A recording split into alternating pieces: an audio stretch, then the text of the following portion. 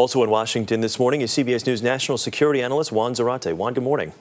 Good morning, Chris. So this is the first audio tape that's been released since special forces took down bin Laden. Why would al-Qaeda release this now, do you think?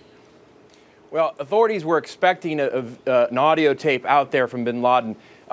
Bin Laden hadn't spoken about the Arab Spring, a critical event in the region. We had already heard from Ayman al-Zawahiri, al-Qaeda's number 2, about 5 times, but we hadn't heard from bin Laden. And so this is an important moment in history, an important moment for al-Qaeda, and they wanted his voice out there. It's interesting timing, though, Chris, in the context of the president's speech today on the Middle East, that al-Qaeda has put this out there as part of a messaging war. Well, let me ask you about that. More than coincidence that this has happened?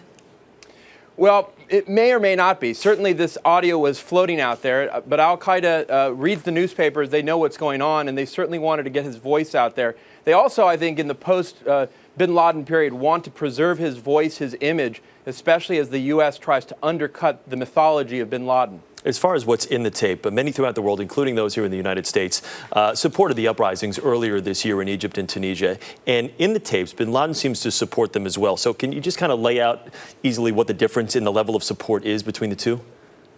Well, what you have from al-Qaeda is a sense of some victory, some satisfaction that the autocrats, the leaders in places like Egypt and Tunisia, now Gaddafi, have fallen. This has been a goal for al-Qaeda for some time. And so in some ways, this is a victory. On the other hand, al-Qaeda is uneasy because these have been secular, democratic, largely youth-driven protests. And so this doesn't benefit al-Qaeda. And so really there's a battle for reform, battle for the meaning of the Arab Spring, which I think puts the president's speech in sharper relief today. How do you think al-Qaeda really benefit, though, from releasing an audio tape like this, in light of some of the tapes, the visual tapes that were released in the last couple of weeks that maybe didn't put bin Laden in the most positive light? Well, I think what they're trying to do is to first of all, get bin Laden's voice out there. He has this message. It's important in the context for them of the Arab Spring.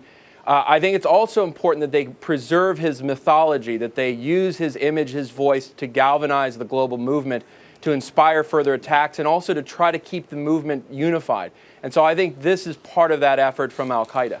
All right, Juan Zarate for us in Washington this morning. Juan, thank you. Thanks, Chris.